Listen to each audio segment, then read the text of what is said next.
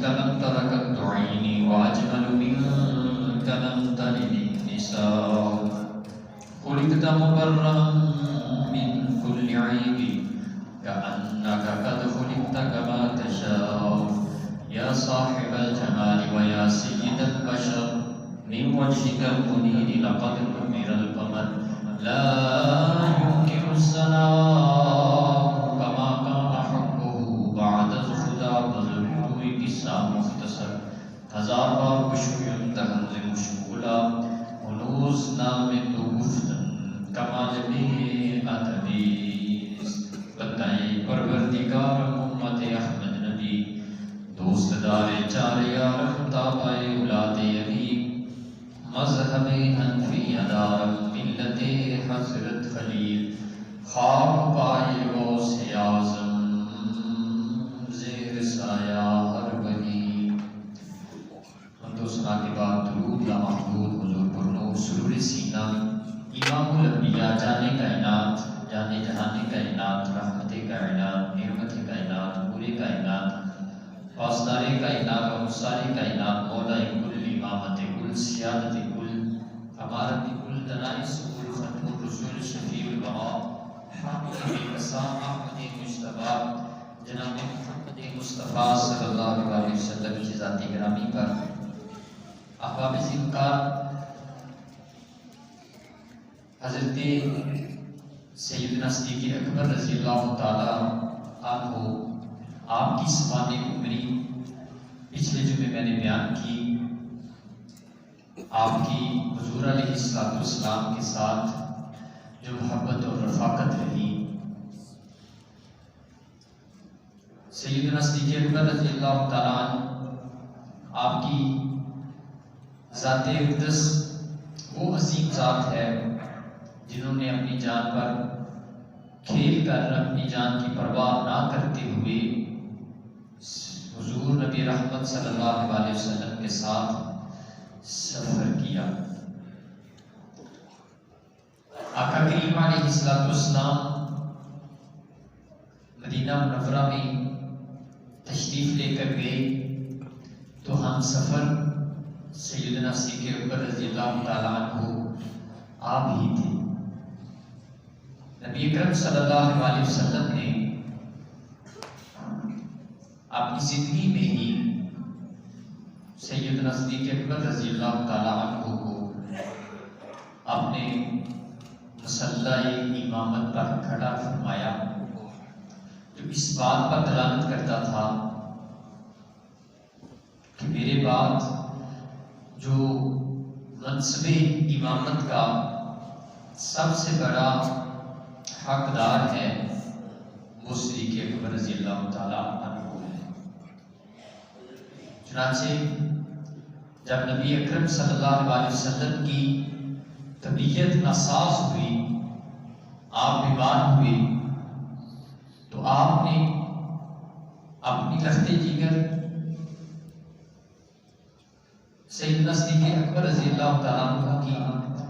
لخت جگر سیدہ عائشہ صدیقہ رضی اللہ تعالیٰ عنہ آپ سے فرمایا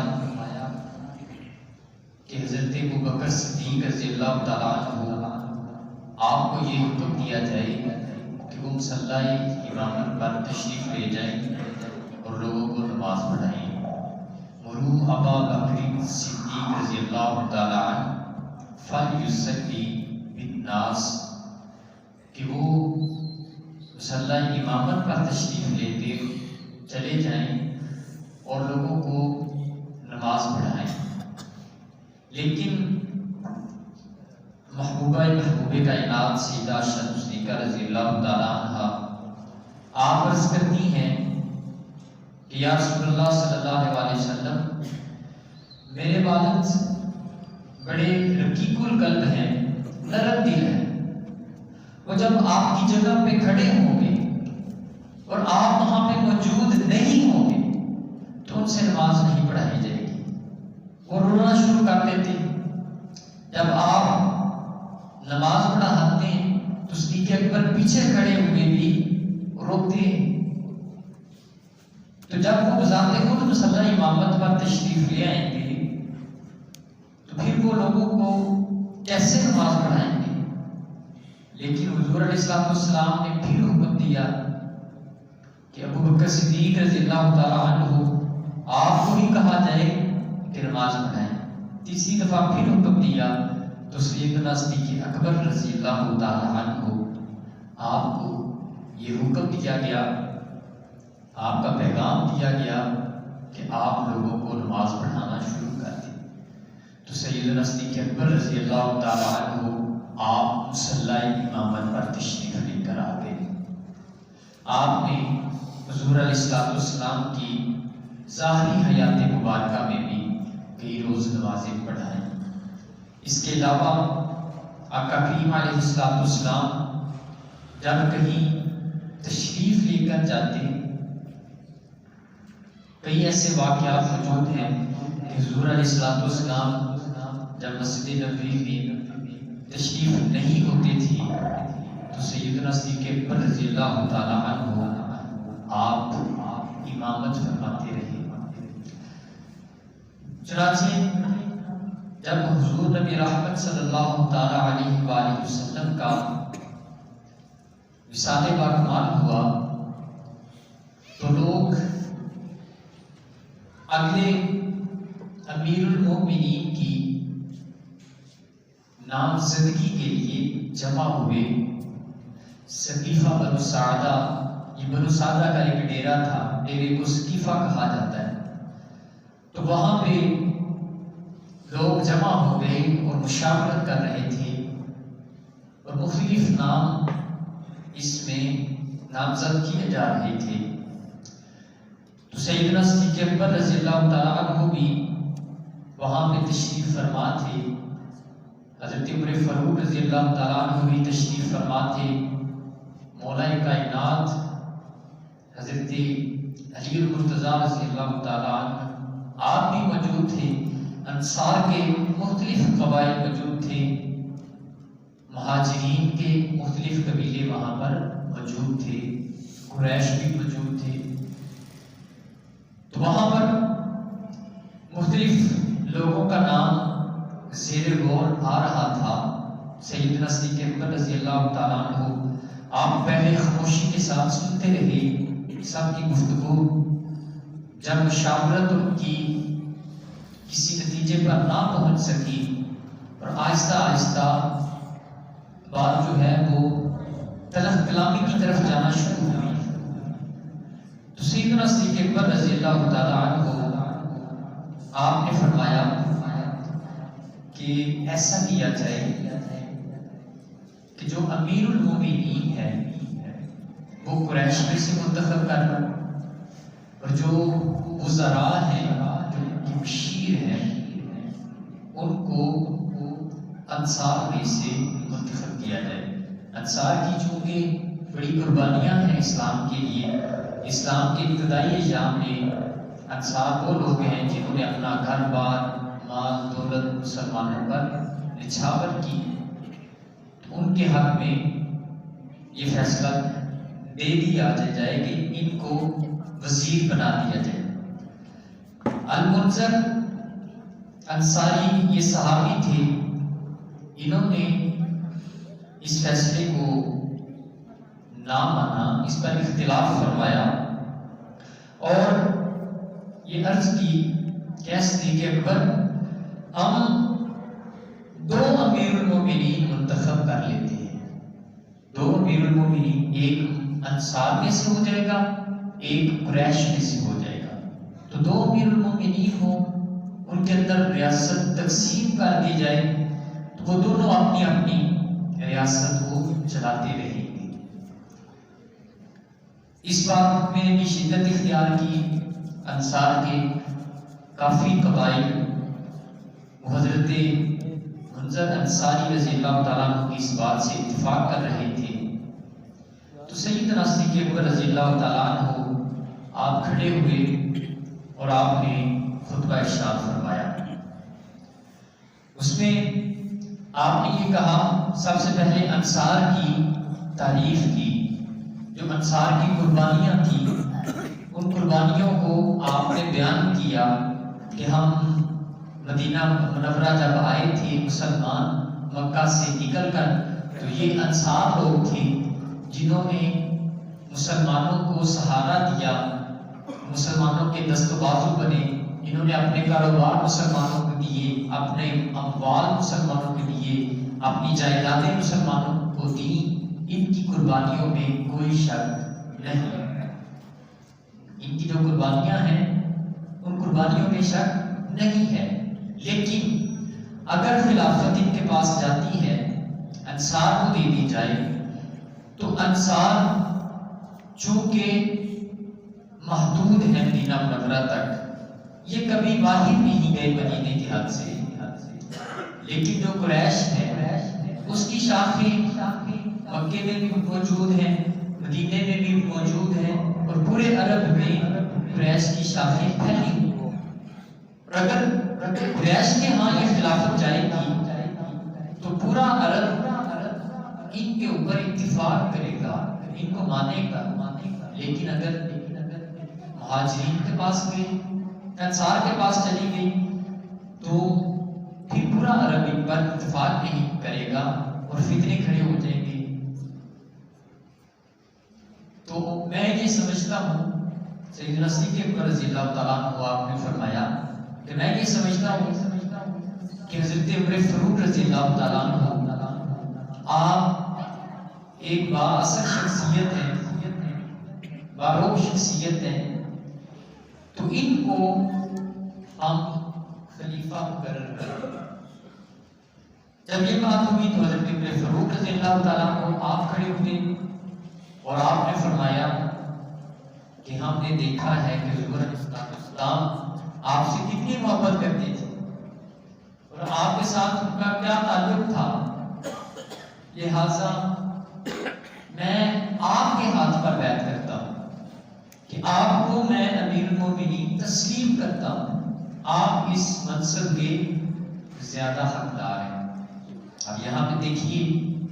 ان پر یہ اعتراض کیا جاتا ہے کہ وہ منصب کے لیے لڑتے رہے، ایسی بات نہیں ہے، وہ ایک دوسرے کو کہتے ہیں کہ آپ اس منصب پہ آئیے، آپ اس منصب پہ تشریف لائیے، اور بصیرت کے ساتھ شاورت کے ساتھ، اندھا دھند بھی نہیں۔ تو حضرت عمر نے سب سے پہلے سیدنا صدیق اکبر رضی اللہ تعالیٰ عنہ کے ہاتھ پر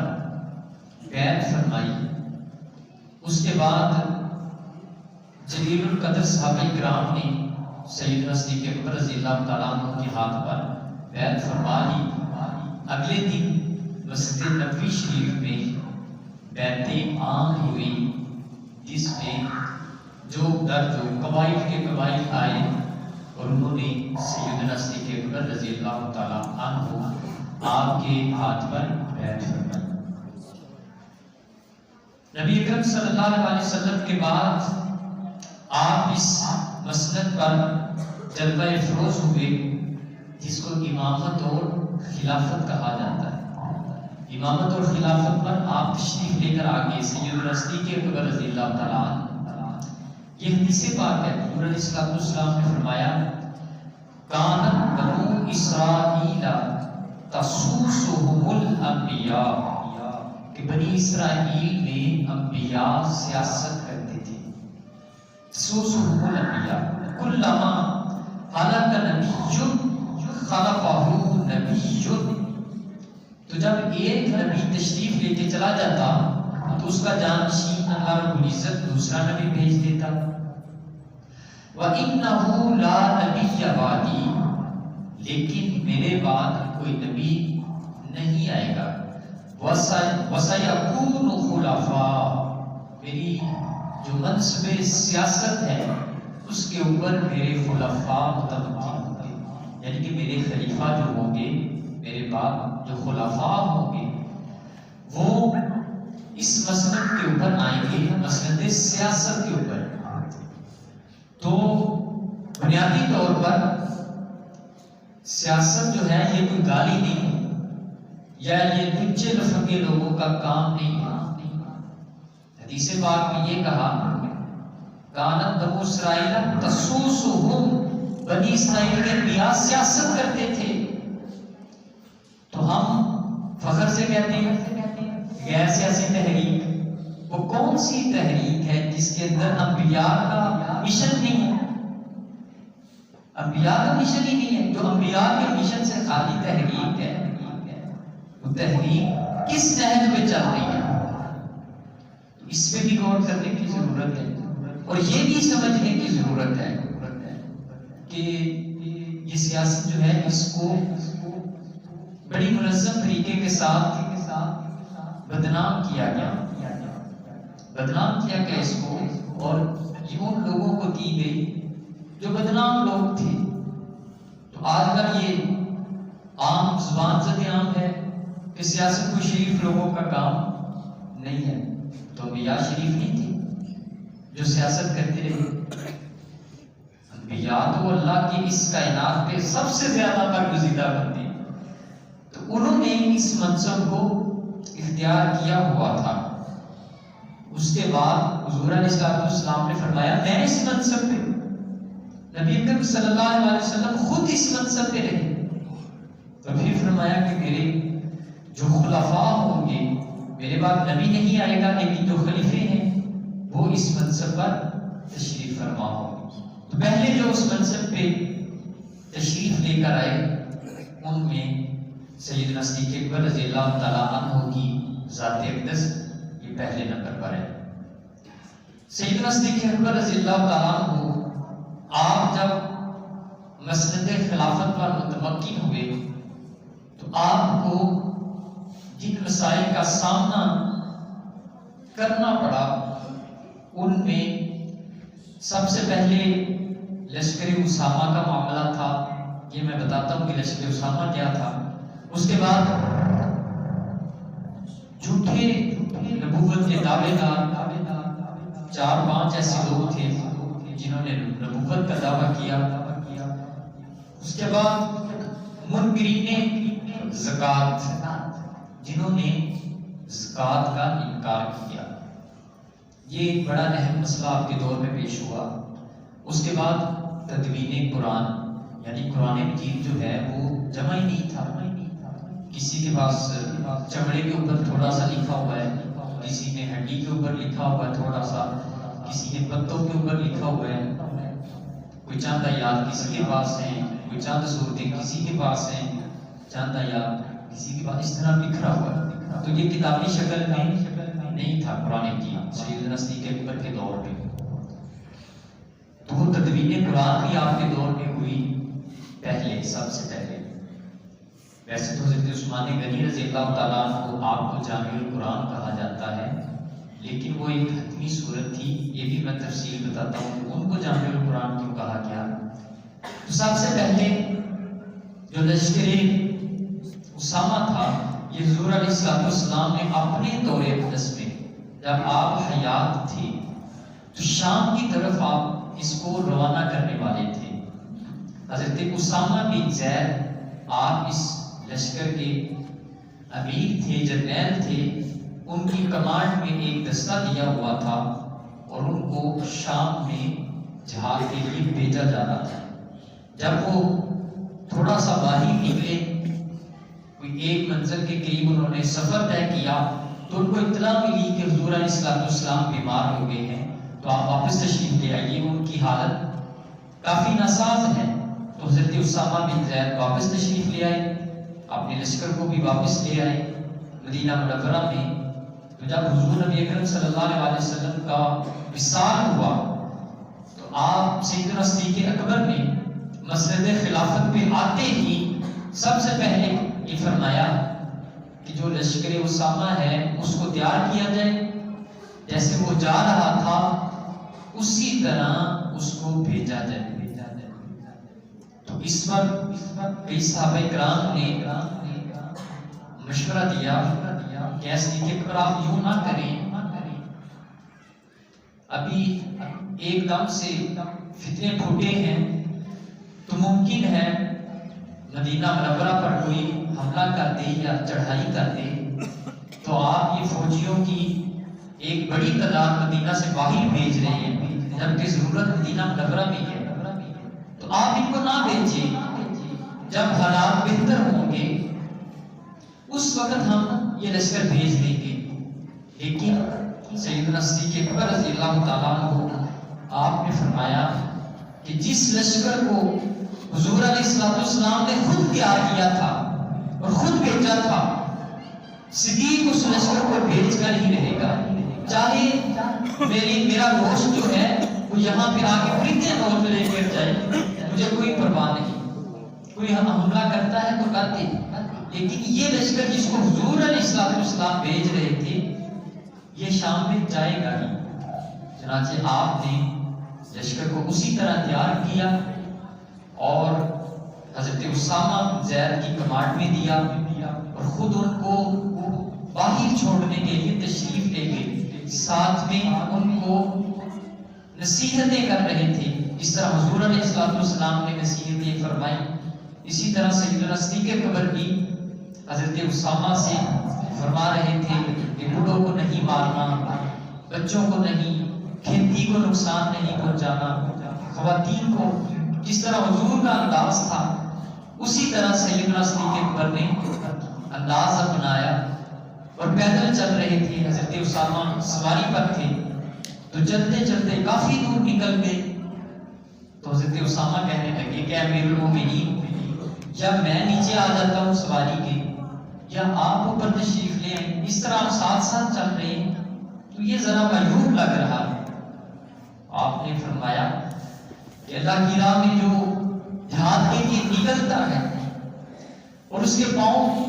گرد رود ہوتے ہیں، تو یہ میں نے حضور علیہ السلام سے سنا تھا کہ قیامت کے دن اللہ رب العزت وہ گرد آلود پاؤں اس کی نجات کا ذریعہ بنے گے، وہ پاؤں گواہی دے رہے ہوں گے تیرے رستے میں ہم گرد آلود ہوئے، مٹی پڑی یہاں پر۔ وہاں سے ان لشکر کو بھیج کر آپ واپس تشریف لے آئے۔ 40 دن کے اندر اس لشکر نے بہت ہی کامیابی کے ساتھ فتوحات حاصل کی اور پھر واپس تشریف لے آئے۔ اس کے بعد جو دوسرا اہم مسئلہ تھا وہ جھوٹے نبوت کے دعوے داروں کا تھا، جن میں طلحہ بن خویلد، اس نے بھی نبوت کا دعویٰ کیا، اسود عنسی، اس نے بھی نبوت کا دعویٰ کر دیا، یمن میں تھا۔ اس کے بعد سجاح بنت قیس، یہ ایک خاتون تھی، عورت تھی، اس نے بھی نبوت کا دعویٰ کیا۔ مسیلمہ کذاب، مسیلمہ نامی ایک شخص تھا، اس نے بھی نبوت کا دعویٰ کیا۔ ایک نام سے اتنے مدعیان نبوت جو ہے وہ سامنے آ گئے، تو یہ بھی ایک بڑا